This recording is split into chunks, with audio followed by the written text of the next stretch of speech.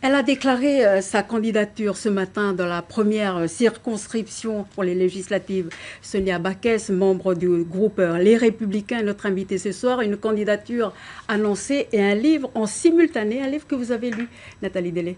Oui, bonsoir Thérèse, bonsoir Sonia Backès. Alors le titre de votre livre déjà c'est Libre, c'est le même titre que celui de votre mentor Nicolas Sarkozy. Il a été écrit en 2001 et il était entre autres, mea culpa après la tentation, Balladur. Heureusement il y a le sous-titre Ma passion calédonienne et là on comprend qu'il s'agit de votre vision pour le pays. Il y a dans ce livre Sonia Backès côté cour et côté jardin. Ce qui m'étonne pourtant, c'est que vous déclarez votre candidature aux législatives, mais vous abordez peu les thématiques qui concernent le rôle de député, à l'exception de la partie sur la sécurité. Alors c'est donc un ouvrage qui ressemble davantage à un programme dans le cadre d'une élection provinciale. Nickel, Vichères, tous ces domaines relèvent de la compétence de la Nouvelle-Calédonie.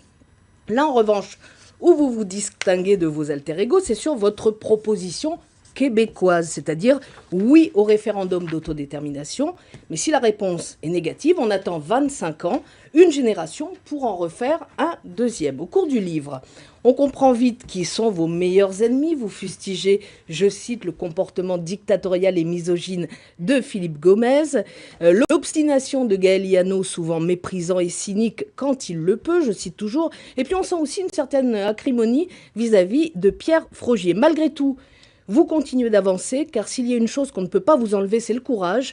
Et Dieu sait que ce n'est pas une vertu très répandue en politique. Anecdote amusante, enfin, pour conclure, votre propre famille qui relève que votre manque flagrant, je cite, d'humilité. Mais après tout, vous n'avez pas beaucoup de surmoi, vous avancez sans filtre, avec une sacrée assurance. Mais gare à l'excès de précipitation, car vous le dites vous-même, j'ai toujours été pressé, enfant d'être ado d'être adulte. Alors Sonia Backès, est-ce que c'est pas là finalement votre plus gros défaut? Sonia Backès, alors, c'est une qualité d'être pressée aujourd'hui en politique?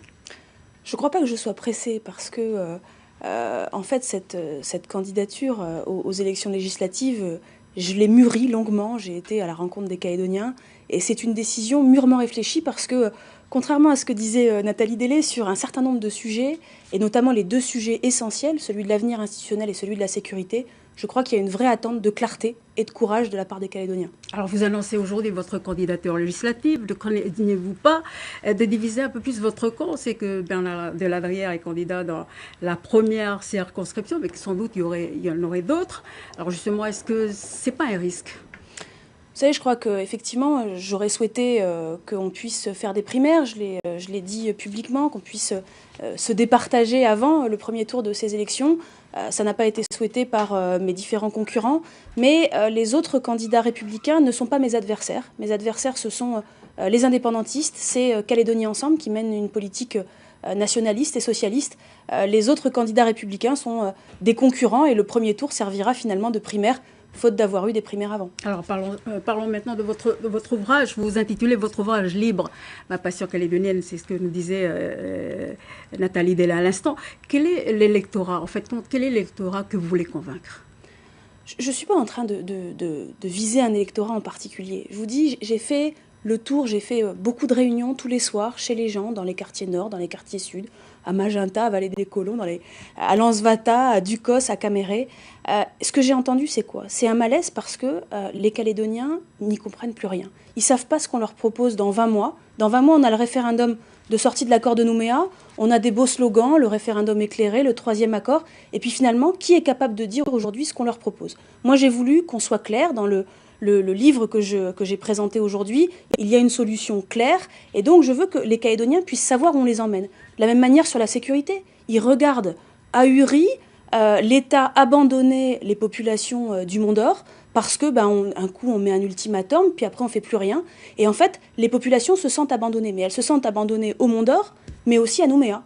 Aujourd'hui, à Nouméa, on vit barricadé, on vit plus comme on vivait il y a 20 ou 30 ans. Alors on va parler après de la solution québécoise que vous évoquez dans votre ouvrage, mais vous racontez vos débuts en politique dans cet ouvrage depuis le RPCR. J'ai lu que vous citez Jacques Lafleur en avant-propos. C'est votre modèle? Jacques Lafleur, il a fait des choses très bien et on peut quand même lui reconnaître d'avoir permis de sortir de la période de conflit avec les accords de Matignon puis l'accord de Nouméa. Après, sur la fin, on peut reprocher un certain nombre de choses, mais je crois que dans la période actuelle, les Calédoniens ont besoin de savoir où ils vont. Et Jacques Lafleur, il avait sans doute beaucoup de défauts, mais on savait où il allait, on savait et il nous garantissait le maintien de la Nouvelle-Calédonie dans la France. Aujourd'hui, sur qui les Calédoniens peuvent s'appuyer pour nous garantir le maintien de la Nouvelle-Calédonie dans la France? Eh bien, je ne sais pas. En tout cas, c'est ce que j'ai voulu apporter dans cette candidature aujourd'hui, c'est un projet clair et puis le courage d'y aller. Parce que c'est ce qui a été dit également par Nathalie Délé. Je crois qu'il va falloir du courage en 2018 pour défendre le maintien de la Nouvelle-Calédonie dans la France. Vous savez, en métropole, ils ont beaucoup de problématiques avec le terrorisme, etc. Il va falloir qu'on se batte, il va falloir qu'on ait du courage pour défendre ce maintien de la Nouvelle-Calédonie dans la République. Alors, votre solution québécoise, très rapidement, qu'est-ce que c'est? Alors, très rapidement, l'idée, c'est de dire que c'est aux Calédoniens de décider si oui ou non on fait un référendum. Alors d'abord, ce que je veux dire, c'est qu'il faut aller à ce premier référendum. Ce premier référendum, il est inscrit dans l'accord de Nouméa. Il faut y aller et il faut le gagner le plus largement possible. Le gagner 70-30, c'est pas pareil que de le gagner 51-49. Donc il faudra aller convaincre pour le gagner le plus largement possible. Mais le lendemain de ce référendum, ça peut pas être le néant, ça peut pas être le grand vide. Et ce que je dis, c'est que c'est aux Calédoniens de décider si oui ou non on doit retourner à un référendum. Par le biais d'un référendum d'initiative populaire, c'est-à-dire d'une pétition qui serait signée dans les communes. Et si on a plus de 85 000 signatures de Calédoniens qui souhaitent retourner au référendum, là, à ce moment-là seulement, on retournerait au référendum. Très rapidement, Sonia Baquès, vous n'êtes pas très tendre avec Philippe Gomès. Des traits communs entre vous? Non, je crois pas. Je crois que Philippe Gomès a un vrai déficit d'humanité. Et je crois que quand on fait de la politique, il faut aimer les hommes avec un grand H. Merci beaucoup d'avoir accepté notre invitation.